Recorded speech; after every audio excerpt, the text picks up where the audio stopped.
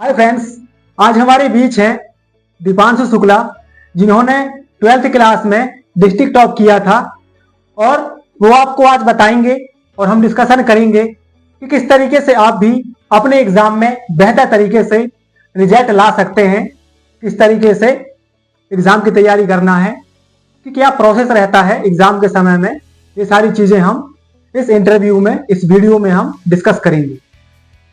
हाय दीपांशु जी। हाँ सर। कैसे हैं आप? सब बढ़िया। आप कृपया हमारे व्यूअर्स को अपने बारे में बताइए। जी, तो मैं अभी ग्रेजुएशन में अध्ययनरत हूँ। पहले मैं 12th में था, आज से 2 साल पहले फिर मैं 12th की पढ़ाई कर रहा था। तो उस समय बहुत सारी समस्याएं आई, चीज़ों को समझने में समय लगा। तो आपको कुछ 2-4 तरीके बताऊंगा जिसके माध्यम से आप अपना प्रदर्शन जो है बेहतर बना सकते हैं। तो सबसे पहले बात करेंगे, आप जैसे किसी बोर्ड एग्जाम की तैयारी कर रहे हैं 10th या 12th की, उस पर आप अपना बेहतर प्रदर्शन कैसे कर सकते हैं। सबसे पहले आपके पास तो जिंदगी में यदि कुछ भी चीज़ करना है तो 2 चीज़ें की बहुत रिक्वायरमेंट होती है, और वो 2 चीज़ें ऐसी हैं जो आपको आपके पास होनी ही चाहिए। एक तो सबसे पहले कि आपका टारगेट क्लियर होना चाहिए। किसी भी चीज़ को करने के लिए आपका टारगेट क्लियर हो। मान लो बाद आपको 12th में बहुत अच्छा स्कोर कर रहे हैं, बहुत अच्छा प्रदर्शन करना है, तो उसके लिए आप सबसे पहले आपके अंदर एक तो टारगेट क्लियर होना चाहिए। दूसरा, आप हार्ड वर्कर हो, आप कड़ी मेहनत करते हो, वो आपके अंदर होनी चाहिए। और सबसे बहुत ही महत्वपूर्ण चीज़ के बारे में बात करूँगा, वो है आपका सेल्फ कॉन्फिडेंस। यदि आपने सेल्फ कॉन्फिडेंस अंदर से रखा है तो आप कुछ भी चीज़ें दुनिया में जो भी इम्पॉसिबल है उसको रख सकते हैं। आप ज़्यादा मत पढ़िए। मान लो के बाद यदि कोई बेस से स्टार्ट कर रहा है, यदि कोई बिल्कुल ना पढ़ने वाला बच्चा है, तो ये दिन में क्या कीजिए कि एक पेज में आप एक पेज डेली पढ़ने की आदत डालिए। यदि मान लो बाद आपकी कैपेसिटी है आधा पेज पढ़ने की, तो आप आधा पेज पढ़िए, दूसरे दिन आधा पेज, एक लाइन पढ़िए। धीरे धीरे क्या है, आपकी कैपेसिटी धीरे धीरे बढ़ेगी और आपका माइंड एक्सरसाइज करेगा और माइंड का जो कैपेसिटी लेवल है वो धीरे धीरे इंक्रीज होगा। तो आप ऐसा कीजिए। और दूसरी चीज क्या है, तैयारी 10th-12th की, बोर्ड की, कोई भी बोर्ड हो, जैसे बिहार हो, यूपी हो, मध्य प्रदेश हो, या सीबीएसई हो या आईसीएसई हो, इसकी तैयारी हर कोई करता है। तो आप मान लो बाद 10 लाख स्टूडेंट तैयार कर रहे हैं और ज्यादा हो सकते हैं, तो आपको उन सबसे अकेले में अपना आपका प्रदर्शन बहुत अच्छा करना है। उसके लिए आप क्या कर सकते हैं कि आप पहले तो चीज़ों को व्यवहारिक समझ लेनी चाहिए। आपके विषय के बारे में आपको व्यवहारिक ज्ञान होना चाहिए। कि मान लो बाद आप पॉलिटी पढ़ रहे हैं, मान लो बाद राजनीति पढ़ रहे हैं, अर्थशास्त्र पढ़ रहे हैं, तो आपको ये पता होना चाहिए कि अर्थशास्त्र क्या है, उसके जो मुख्य फैक्टर है, मुख्य घटक है, उनके बारे में आपको नॉलेज होना चाहिए। सबसे प्रायोरिटी चीज तो ये है।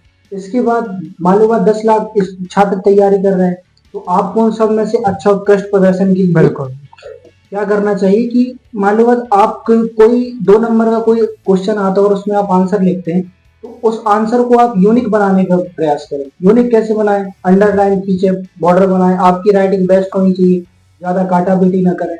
और उसको डेकोरेट करना, मतलब जिस हिसाब से आप कर सकते हैं, मान लो बॉर्डर कर सकते हैं, तो उस हिसाब से आप अपने आंसर को यूनिक बना सकते हैं। बहुत बढ़िया दीपांशु जी। एक बार हम इन सारी चीजों को समराइज कर लेते हैं। पहला, इन्होंने बताया कि सबसे पहले तो हमें एक गोल सेटिंग करना पड़ेगा कि आपको एग्जाम में कहां तक पहुंचना है, कितना परसेंटेज लाना है। जैसे आप 12th क्लास में हो या फिर 10th क्लास में हो या फिर किसी भी चीज की तैयारी आप कर रहे हो, तो सबसे पहले आपको गोल सेटिंग करना पड़ेगा कि मुझे कहां पहुंचना है। और दूसरी बात है वो है आपको हार्ड वर्क करना पड़ेगा। और तीसरी जो बात इन्होंने बताया वो है कॉन्फिडेंस होना चाहिए कि हाँ मैं यह कर सकता हूं, क्योंकि बिना कॉन्फिडेंस के आदमी कुछ भी नहीं कर सकता। कॉन्फिडेंस बहुत ज्यादा जरूरी है। और जैसे आप एग्जाम में लिखते हैं तो आप डेकोरेट करिए, आप अच्छे तरीके से लिखें अपने आंसर को, तभी आप अच्छे से रिजल्ट ला पाएंगे और अच्छे आपको मार्क्स मिलेंगे। चलिए, बहुत बढ़िया दीपांशु जी। और जैसे हमारे बहुत सारे स्टूडेंट के क्वेश्चन रहते हैं, 10th-12th क्लास के स्टूडेंट हैं, उनका क्वेश्चन रहता है कि गणित मुझे बहुत कठिन लगता है, मैं गणित की तैयारी अच्छे से नहीं कर पाता, मैं नहीं पढ़ पाता। तो मैं आपसे पूछना चाहूंगा कि जो स्टूडेंट गणित को हार्ड सब्जेक्ट समझता है, तो वो किस तरीके से प्रैक्टिस करके उसे इजी बना सकता है? सबसे पहले तो मैं आपको ये बताना चाहूंगा कि गणित कोई हार्ड सब्जेक्ट नहीं है। वो हमारे सोचने पर निर्भर करता है। गणित एक ऐसी चीज है कि आपको जो दिया है वहीं से आपको फॉर्मूला मिल जाएगा और वहीं से आपको आंसर निकाल के लाना है, आपको कुछ अलग से नहीं करना है। साइंस जैसे बाकी सब्जेक्ट है तो उसमें आपको अलग से पढ़ना पड़ेगा, अलग से नॉलेज इकट्ठा करना पड़ेगा, लेकिन जो बुक में लिखा है और जो फॉर्मूला दिया है उससे रिलेटेड आप वहीं से निकाल के वहीं से आप आंसर ला दीजिए। उसमें कुछ अलग से आपको नॉलेज इकट्ठा नहीं करना, कुछ नए वर्ड नहीं ढूंढने। तो मैथ्स की एक क्वालिटी, तो मैथ्स आप जब मैथ्स की तैयारी करते हैं तो आपकी सबसे पहले मेथड पे पकड़ होनी चाहिए। मान लो के बाद कोई क्वेश्चन 10 क्वेश्चन है एक ही मेथड में, तो आप 10 के 10 क्वेश्चन ना लगाएं, 10 क्वेश्चन एक क्वेश्चन लगाएं तो आपको एक मेथड क्लियर हो जाएगा। ऐसे इसी तरीके से 50 क्वेश्चन है तो 5 मेथड बनते हैं, तो उसके कम से कम एक 5 क्वेश्चन लगा दे 50 क्वेश्चन के बदले, तो आपकी 5 मेथड क्लियर हो जाएगी। सबसे पहले आपके मेथड यानी विधि पे पकड़ होनी चाहिए। दूसरी चीज आप सूत्र पे ज्यादा फोकस करें, सूत्र आपका क्लियर होगा क्योंकि क्वेश्चन जो बेस बनता है वो सूत्र से बनता है। सबसे प्राथमिक चीज है कि आपको सूत्र क्लियर होना चाहिए, सूत्र के बारे में आपको नॉलेज होना चाहिए। जब आपका बेस क्लियर होगा तो आगे ऑटोमेटिक चीजें क्लियर होती जाएंगी और धीरे धीरे उसको समझ विकसित होती जाएगी। तो आप सूत्र पे पहली चीज तो सूत्र पे ज्यादा फोकस करें और दूसरी चीज समराइज करने की कोशिश करें, मेथड पे वर्क करें।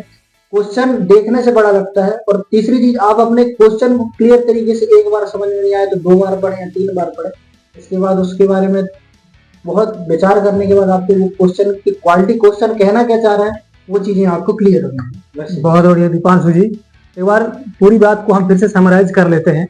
जैसे आपको गणित कठिन लगता है तो सबसे पहली बात मैं आपको बताना चाहूंगा कि कोई भी सब्जेक्ट कठिन नहीं होता।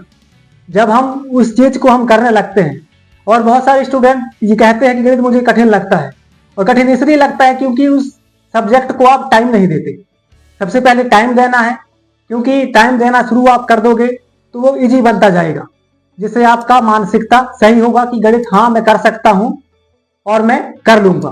कहना चाहूँगा कि हमारे भैया हैं, ये बहुत आपको अच्छी शिक्षा देने के लिए, आपको अच्छा मार्गदर्शन देने के लिए प्रयास करते रहते हैं। छोटे छोटे स्तर पर, बड़े बड़े स्तर पर भी ये जाएंगे, तो आप इनका मार्गदर्शन लेते रहें और इनके चैनल को लाइक और सब्सक्राइब करें ताकि आपको और नई नई जानकारियाँ और नए नए मार्गदर्शन प्राप्त होते रहें और आप अपना सर्वोच्च उदाहरण प्रस्तुत कर सकें। धन्यवाद।